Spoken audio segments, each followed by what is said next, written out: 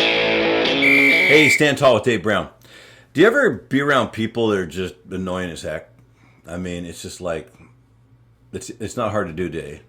There's people out there wherever you go, store, in your neighborhood. They're just everywhere. People are interesting, aren't they? There's some people out there that have gotten very good at wanting to tell you how to live your life and what to do.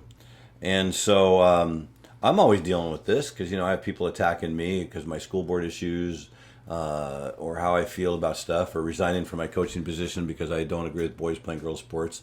A lot of people try to avoid all these things at all costs because they certainly don't want to be canceled. They don't want to be, have somebody not like them. I'm asking you, like, out there, the heck with that. If you get canceled, it's kind of like being a Boy Scout, Girl Scout, and you get a badge of honor. You sold a bunch of cookies and you got a prize. That's how I look at it because, I don't agree with these people, how they treat other people. They're mean. So I'm going to give you some categories of people that if you know somebody like this, watch out. If they're negative, none of us like to be around negative people. And I'm telling you, there's people in my hometown, Newburgh, and I'd love to say their names right now. For another day, I will bring their names up. I could give initials. I'd love to do that. I'd like to call these people out and just rip them up because they've done all these things to me, and this is how they live their lives. Because it's not just me; they do it to all kinds of other people too. And they work at our college, they work at our schools, they work in the teachers' unions. They own businesses around coffee shops in town, and it's tough because these people are so self-righteous. They're negative. They're also judgmental.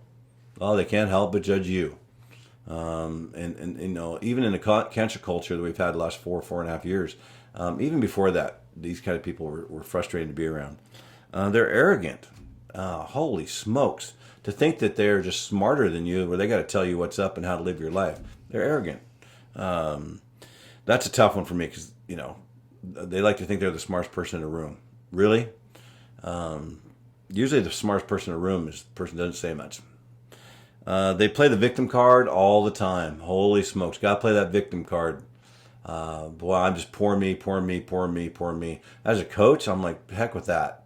I tell kids to toughen up. We're gonna play hard. We're gonna work through all this stuff, and you're gonna do as best you can do. And there is no victim card. The victim card's gotten so old. People are so done with it. But if you let them have that victim card, they'll take it and run with it. And just on that one right now, New York just passed reparations for people who never had slaves, can be paid for by people who never owned slaves. That just happened. That really did in New York right now. That's happening. So playing that victim card, it's just so old right now. They're like a little kid. They really are. I'm the victim all the time. They gossip. They are more than willing to gossip behind your back and tell stories. And then, then they like they want to go have coffee with you and get your point of view and stuff like that. I got a guy in Newburgh like that right now. It's like, are you kidding me? The last person in the world I want to have a cup of coffee. I did it once and I read right through it. Never again. Not genuine at all. Gossips about you all the time, especially the Facebook warriors. Gotta love them. They don't have the guts to do it right in front of your face. They got to get on Facebook and they got to do that. They like to manipulate. I remember a long time ago, my father-in-law fired a man in a lumber mill up in Chehalis, Washington. My father and I went to lunch. He asked me, he said, David, you probably thought I was a little rough on that guy, didn't you? And I said, yeah, I thought it was pretty rough. He did it in front of everybody. And he goes, I needed to. I needed to show an example to my entire crew, which was hundreds of people, that this person had been a cancer for a couple of years.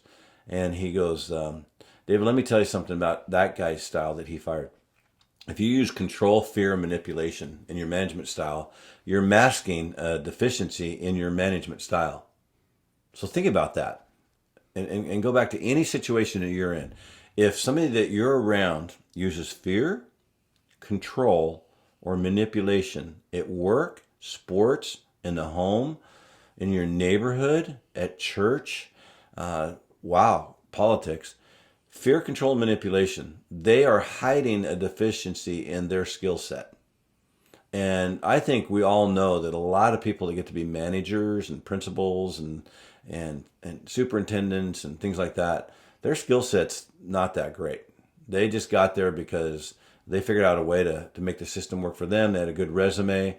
I've always looked at resumes as wallpaper. They're about that worthless. That's what I think of resumes. These people are jealous. Anytime you have anything good happen to you, they got to try to tear you down as fast as they can. They're jealous. They're opinionated. Oh my goodness, they gotta say what they gotta say, and it doesn't matter what you say. They're gonna tell you that's wrong, and you got to listen to them. Their opinion. They know everything. They know everything.